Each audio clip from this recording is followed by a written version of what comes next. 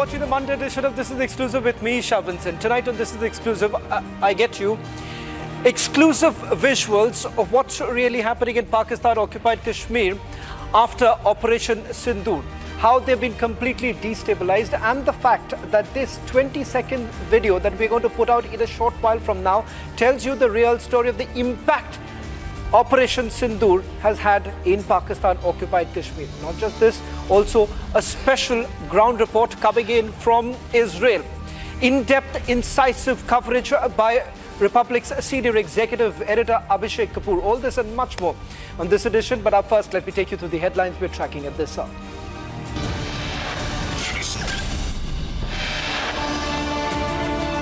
It's the biggest clincher on Operation Sindoor. 20-second clip of Jaish camp in ruins that no other channel has.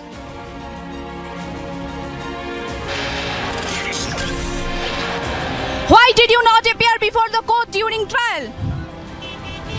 Did you work to serve political agenda? Did you plant evidence to frame innocent? Mr. Parambir Singh, here is the Mr. Parambir Singh, and he is not responding any answer of my question. He can duck, he can dodge, but he cannot escape our questions. Parambir Singh goes completely silent. Republic confronts him on Sadhvi Pragya's allegations.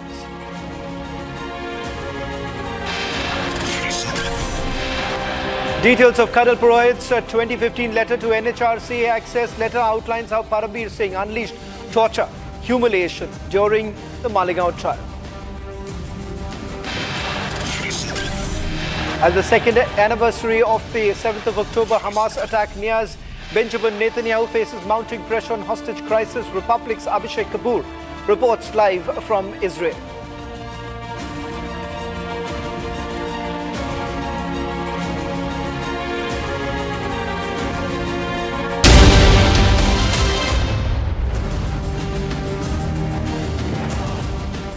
Ladies and gentlemen, last week the Parliament saw a heated debate on Operation Sindoor, India's most successful, intense military exercise, India's revenge for the Pahalgam terror attack, India's message to Pakistan. A lot has been said about the execution of Operation Sindoor, and the one thing that our forces and the government have maintained is that the operation ensured 100% precision success in targeting Pakistan's terror dens as well as air bases. Tonight on This is Exclusive, we bring you the proof put forward by the forces themselves. And tonight we have more clincher proof that not one jihadi den of Pakistan could escape the military might of India, as India obliterated a critical Jaish-e-Mohammed terror base, reducing the Bilal terror camp and its surrounding terror hub to rubble.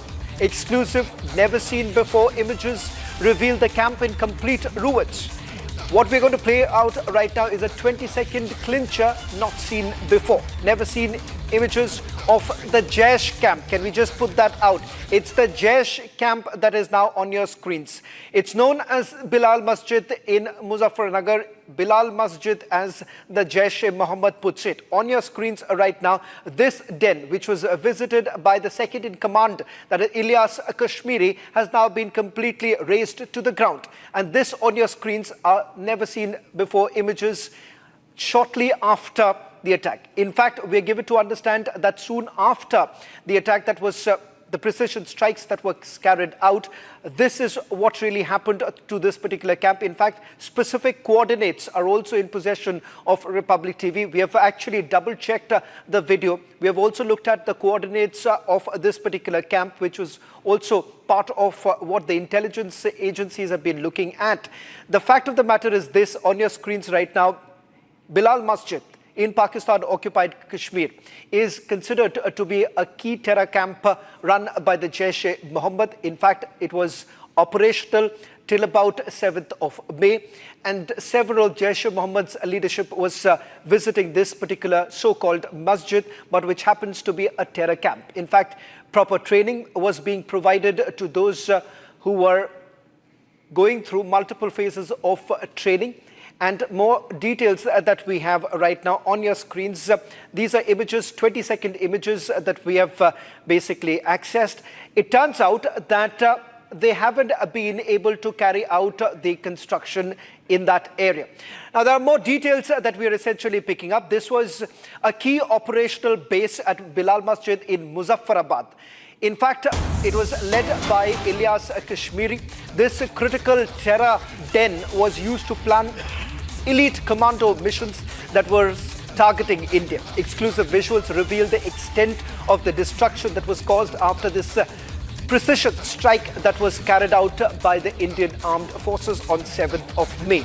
We'll try and also go across to my colleague Gursimran getting us the latest details. In fact, this base was essentially used to carry out several attacks on the Indian soil. In fact, this was essentially seen as a training camp. We'll go back to the visuals, full screen, the visuals of the Jaish camp that has been raised to the ground on your screens right now, while I'm going to take you through the details of why this is significant, and this is never seen before images of this key terror camp that was destroyed on 7th of May, and it turns out 50 days later, it still remains in complete ruins. Joining us on this broadcast is also my colleague Gursimran, getting us the latest details. Gursimran, we are going full frame right now with the visuals that have been accessed by Republic TV. I'll go back to the visuals completely, full frame of the visuals, Gursimran, while we'll help our viewers understand why this is critical, number one. Number two, this was carried out on 7th of May is what we are given to understand.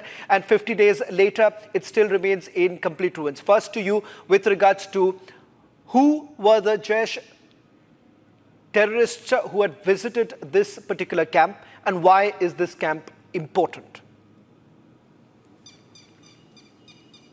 Shavan, this is actually the testimony of India's precision strikes that have taken place deep inside the Pakistan territory. And this was one of the locations where Indian forces have hit on the evening of 7th of May. This is Bilal Masjid in the Pakistan-occupied Jammu and Kashmir. Now important to mention that this was one of the key bases of the Jaish-e-Mohammed that was hit, and that was operational before 6th of May 2025. What we have picked up from the sources that it was not only Ilyas Kashmiri but also the Qari Jarrad, who happens to be the head of the Jammu operations of Jaish-e-Mohammed, who used to visit this very place, and their recent visit was in the month of April before India carried out Operation Sindoor and the precision strikes were carried out. Now these videos, what we are being told, were taken some 50 days post this attack. The things were still intact. There was no construction that was being done. And also one more thing, this proves that the Indian strikes were so precision, so at the target, that the nearby areas, they have almost remain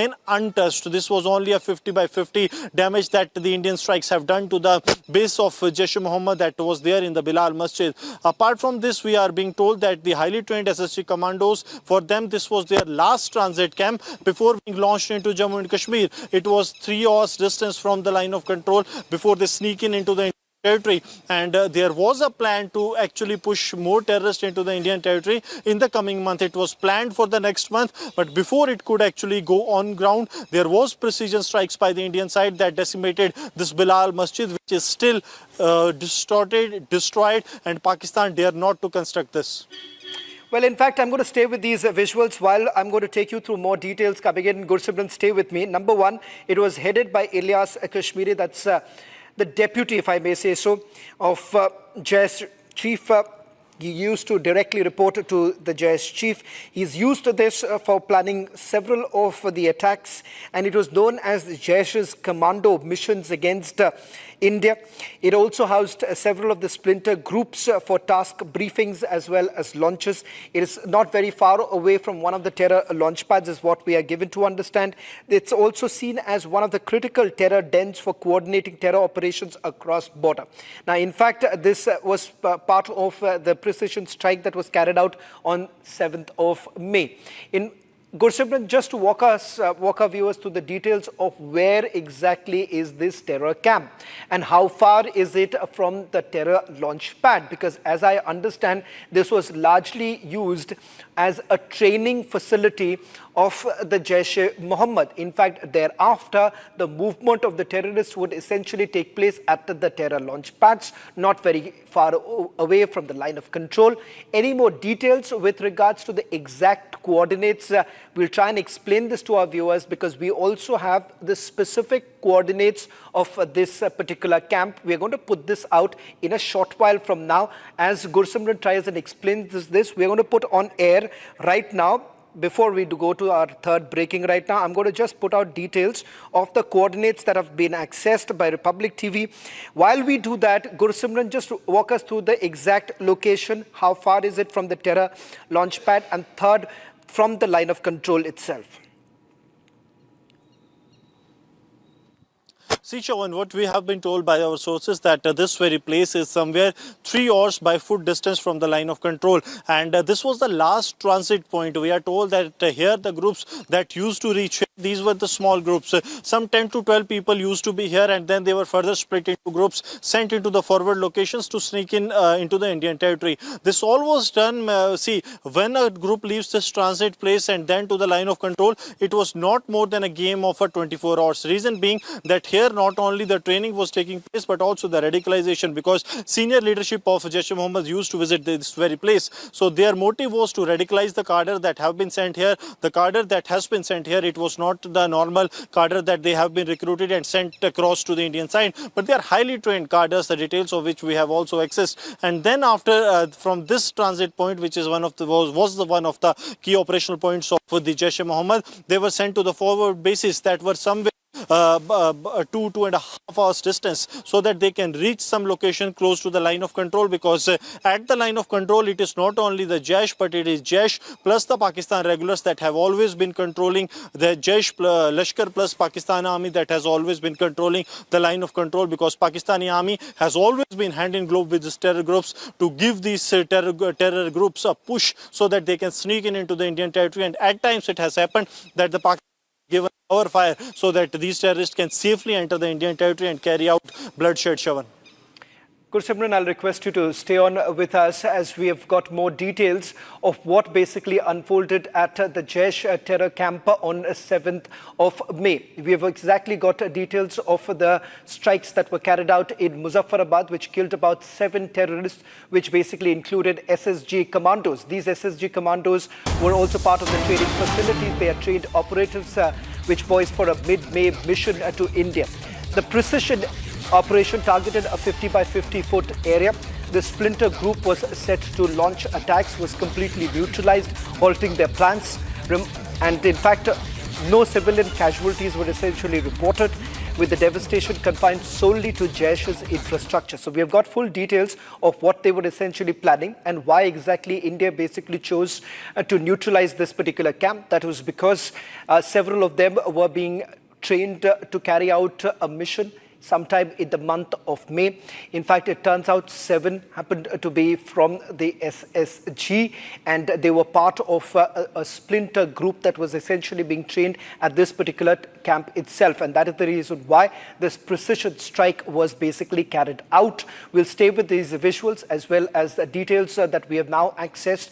And not just that, we've also accessed the exact coordinate of this particular terror camp in Muzaffarabad that has been raised to the ground.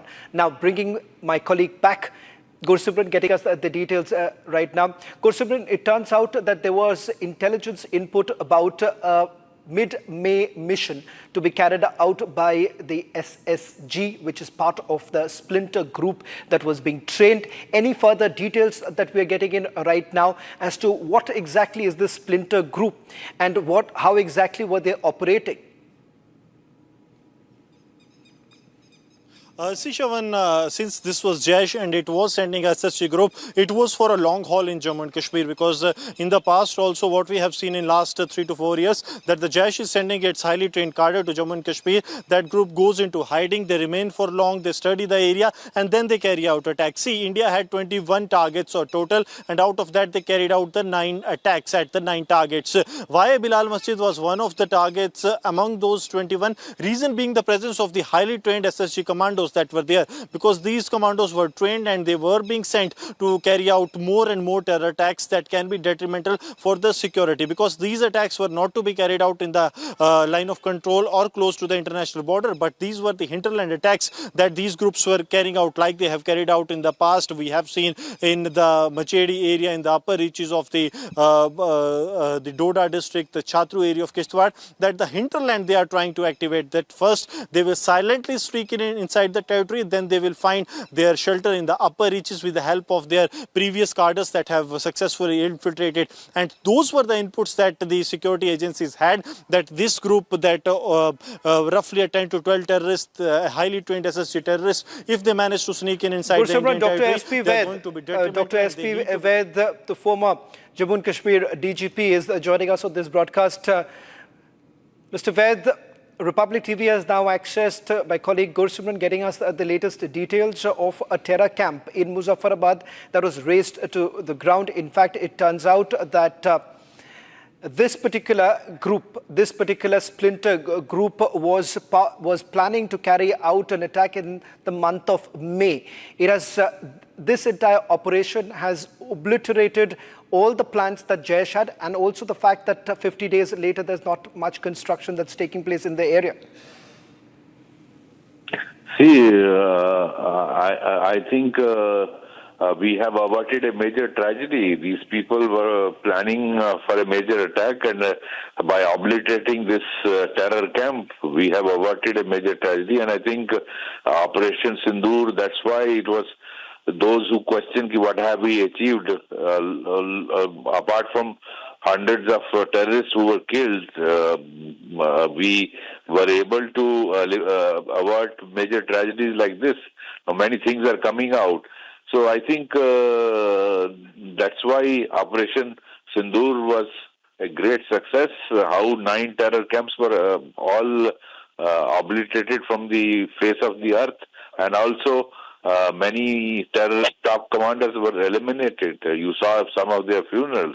You saw how the air bases, 9 of them were made virtually defunct. Even today, you see their satellite imagery, how it, many of them are inoperational. And Asim Munir, I think he announced 1,000 crore package for all the repair of all these terror camps and also these air bases. Well, Dr. S.P. Vaid, thank you very much for joining us on this broadcast, getting us the latest details. My colleague Gursimran, as 22nd evidence that we have got. In fact, it clearly goes on to indicate that they have essentially been completely obliterated.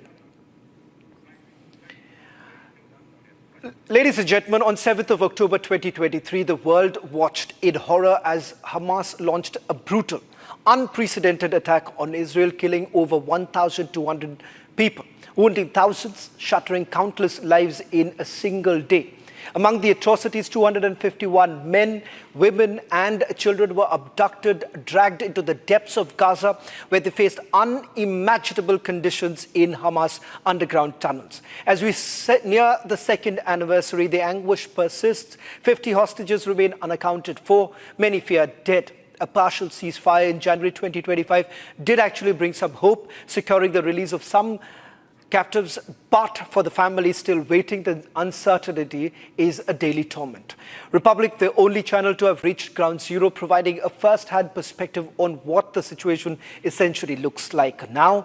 Our first report from this evening is from Hostage Square in Tel Aviv, a focal point for those awaiting their loved ones' return. This is another corner of the Hostage Square in Tel Aviv, and in this corner you can see stuff picked up from the 2 kibbutz that were attacked by the Hamas terrorists on that fateful day in October 7. So if you look at this picture, a piano, and this must have been at somebody's home, and then stuff like a table lamp, flower plots, flower pots,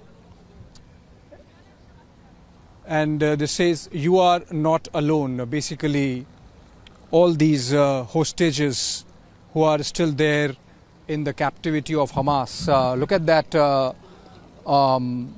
watch, which has the number of days, hours, minutes and seconds that have lapsed since the time that those hostages were taken, and they are not yet back. So all this, the prayers that keep happening, the protests that happen more so on Saturdays, the tunnel experience here, this stuff picked up from many of those homes that were attacked. Look at that car. This is actually this is a car which was attacked, an entire family killed in this car, and this is the state it was found in, and it has been brought from the kibbutz and kept here, just as a reminder of the brutality of the attack that was carried out by Hamas. This is a place which is replete with the memorabilia, with the emotions.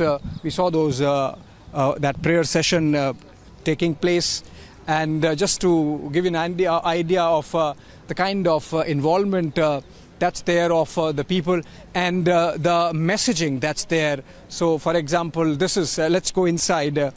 This is just to give a feel to the people and to make them understand the dire situation that the hostages live as we speak. And this is one example of that, which is that the hostages are being kept inside tunnels, obviously, by Hamas in the Gaza Strip, so that they can evade and avoid security, Israeli defense forces pulling them out. Now, just to get you a feel, so we are getting inside this model of a tunnel that has been created here at Hostage Square. This is almost like an exact replica of what Hamas has created by way of that network of tunnels, in which they are keeping from where they are operating, and in fact also keeping the hostages. Look at these sounds. This is like to give you an idea of what must be going on in the minds of the hostages, that they are here inside and the war is going on outside. They don't know whether some missile or rocket can fall on them, whether the Israeli forces, because they are trying to search them, and in doing so, when they are taking out these tunnels, and there have been some instances where some of the hostages have been taken down, unfortunately, in Israeli operations also. So it's a difficult situation. And in fact, we are told that the actual tunnels of Hamas are even smaller than this, and it's difficult to navigate. We had seen in one of those tunnels Ismail Haniyeh, the Hamas leader, carrying a couple of hostages with him, and using them as a shield, a human shield. So that's the situation, and this Hostage Square has created this tunnel, and everybody, of course, here hopes that someday there would be light at the end of the tunnel for the remaining hostages, 50 hostages that are there in captivity of Hamas. Well, that's all that we could pack in this edition of This Is Exclusive. I'll be back tomorrow at the same time with more exclusive stories coming up, trending with my colleague Akanksha.